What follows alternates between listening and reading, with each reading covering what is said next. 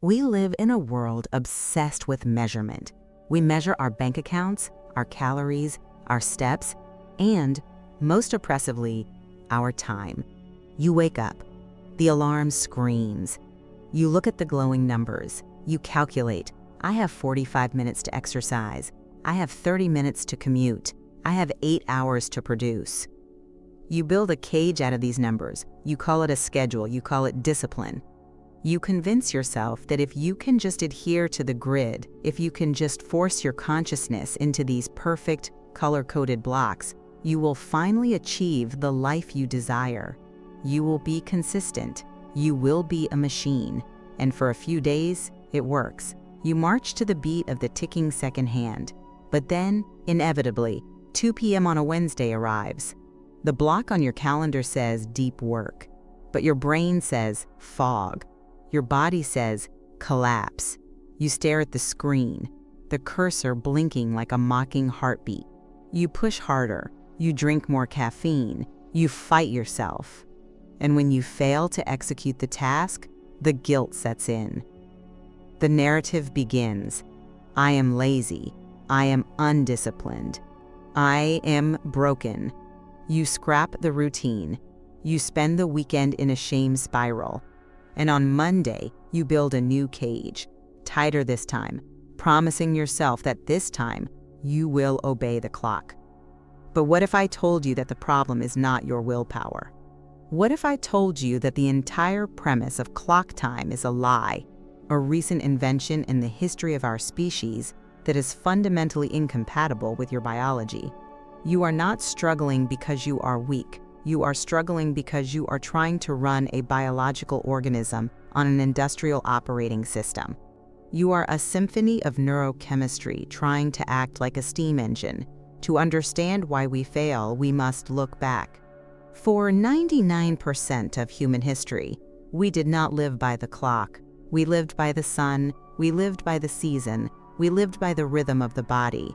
The Greeks had 2 words for time, chronos and kairos. Chronos is the time of the clock, quantitative, linear, relentless. It is the time of the factory. Kairos is the time of the moment, qualitative, opportune, fluid. It is the time of the artist, the hunter, the lover. The Industrial Revolution forced humanity into chronos. Factory owners needed workers to be predictable. They needed output to be constant, regardless of how the worker felt. So, we internalized the machine. We started treating our energy as if it were a flat line, available on demand, every hour, on the hour. But your energy is not a flat line. It is a wave.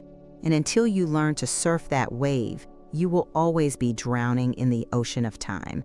Let us strip away the philosophy for a moment and look at the hard machinery of your biology. Neuroscience has mapped the tides of the human brain with remarkable precision. We know that you are not the same person at 8 a.m. that you are at 4 p.m. Your brain is literally bathing in a different chemical cocktail. To build a routine that actually creates consistency, effortless consistency, we must stop looking at the clock and start looking at the phase. The brain cycles through 3 distinct energetic phases every 24 hours. If you try to perform a phase 1 task in phase 3, you will fail. It is like trying to plant seeds in the snow. Let us examine phase 1, the hunter. This phase typically begins the moment you wake up and lasts for roughly the first 8 hours of your day. Evolutionarily, this is when you would leave the cave. You need alertness. You need drive. Biologically, your system is flooded with cortisol, epinephrine, adrenaline, and dopamine. Cortisol wakes you up. Epinephrine alerts your nervous system to action. Dopamine drives you toward goals. In this phase, your brain is a scalpel. It is designed for friction. It is designed for high-stakes cognition. This is not the time for passive reading. This is not the time for answering emails or sitting in meetings. This is the time for the hardest thing you have to do, the analytical work, the heavy lifting, the decision-making. The mistake most people make is they waste this precious neurochemical gold. They wake up, and the first thing they do is pick up their phone. They flood their dopamine receptors with other people's lives. They spend their highest energy answering low-value emails. They give their hunter energy to the trivial. By the time they sit down to do their real work, the chemical tide is already going out. Then, we transition into phase 2, the gatherer. Roughly 9 to 16 hours after waking, the sun is past its peak. The shadows are lengthening. In your brain, the adrenaline is fading, the cortisol is dropping. But a new chemical begins to rise, serotonin. Serotonin is the molecule of satisfaction, of well-being, of connection. This is not a time for rigid, narrow focus. This is a time for integration. Your brain becomes less linear and more lateral. This is the creative wave. This is where you brainstorm. This is where you socialize. This is where you exercise to transition your body. The clock time routine tries to force deep focus here. It says, "It is 4 p.m., keep grinding." But your brain is physically resisting. It wants to widen its lens, not narrow it. When you fight this, you create cortisol spikes at the wrong time, leading to anxiety and burnout. Finally, we descend into phase 3, the healer, 17 to 24 hours after waking. The world is dark. The brain prepares for the most critical function of all, maintenance. Adenosine has built up in your system, creating sleep pressure. Melatonin begins to secrete, signaling the body to cool down. This phase is non-negotiable. It is the recovery. In a rhythmic routine, this phase is sacred. In a clock routine, this phase is seen as an inconvenience, time that could be used for more work. We use blue light, caffeine, and stress to fight off phase 3. We steal from tomorrow to pay for today, and the interest rate on that loan is ruinous. So we see the trap, we see the waves. How do we build a structure that honors this biology? How do we move from the rigid architecture of a prison to the fluid architecture of a river? We must abandon the to-do list in favor of the flow list. A rhythmic routine does not ask, "What time is it?" It asks, "What state am I in?" Step 1, the audit of the self. You must become the scientist of your own experience. For 3 days, forget what you should do. Observe what you do. When does your mind feel like a laser? When does it feel like a cloud? When do you crave conversation? When do you crave silence? You will find your unique rhythm. It might be earlier than the average. It might be later. The clock doesn't matter. The feeling matters. Step 2, naming the waves. Language creates reality.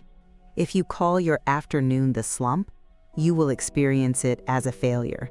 If you call it the integration phase, you experience it as a necessary biological shift. Give your phases names that command respect: the deep dive, the expansion, the sanctuary. When you enter these phases, you are stepping into a specific identity. Step 3, the anchor. In the ocean, a ship without an anchor drifts into chaos. In a routine without structure, flexibility becomes laziness. This is the balance. We do not want total rigidity, discipline fantasy, but we do not want total chaos, Taleb fantasy. We want rhythmic structure. For each phase, you assign one, and only one, non-negotiable anchor. In phase 1, your anchor might be 2 hours of writing before I open the internet. In phase 2, your anchor might be physical training. In phase 3, your anchor might be all screens off. The anchor stabilizes the wave. Everything else around the anchor can be improvised. If you feel like working on Project A or Project B during your focus wave, that is your choice. You have freedom within the form, but the anchor ensures that the wave is ridden, not missed. This approach removes the guilt. If you start your work at 8:30 instead of 8 o'clock, the clock routine says you failed. The rhythmic routine says you are still in the phase. You haven't broken anything. You just adjust and flow. There is one final, counterintuitive secret to consistency. It is the secret that separates the masters from the amateurs. The amateur tries to be perfect every single day. The master plans to fail. We must speak of the deviant day. Entropy is a law of the universe. Order tends toward disorder. Systems that are too rigid eventually snap. Think of a bridge made of concrete without expansion joints. In the heat of summer, it expands, cracks, and collapses. A bridge with joints sways, moves, and survives. Your routine needs expansion joints. Behavioral science confirms this. In studies of dieters, those who were given a strict zero-tolerance calorie limit often quit within weeks. When they slipped, the psychological weight of failure caused them to abandon the entire effort. This is the what the hell effect. I ate one cookie, so I might as well eat the whole box. But the group that was prescribed a cheat day, a planned deviation, showed higher long-term adherence. Why? Because the deviation was part of the plan. It wasn't a failure, it was a feature.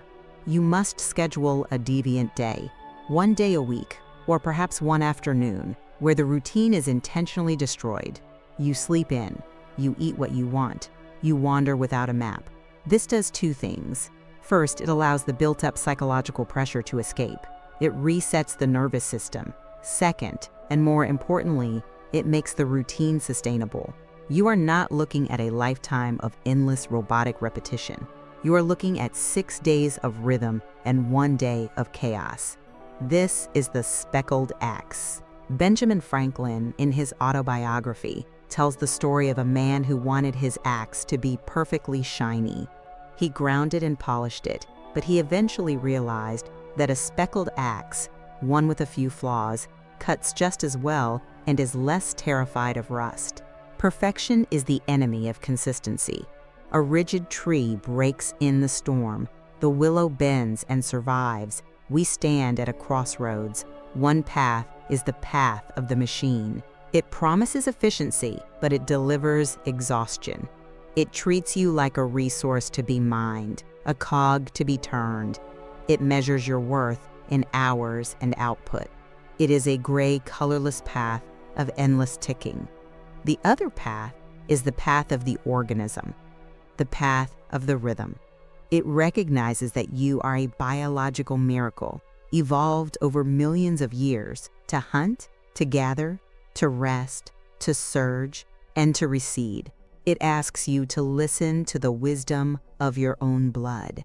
When you stop fighting your biology, a strange thing happens. The resistance disappears. The procrastination, which is usually just your body screaming for a different phase, evaporates. Work becomes play. Rest becomes deep. Life becomes music. You do not need more discipline. You do not need a better app. You do not need to wake up at 4 a.m. unless your biology demands it. You need to smash the clock.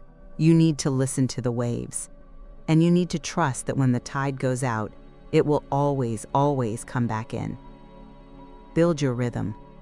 Anchor your days. Plan your chaos. And watch as consistency stops being a battle and starts being a dance.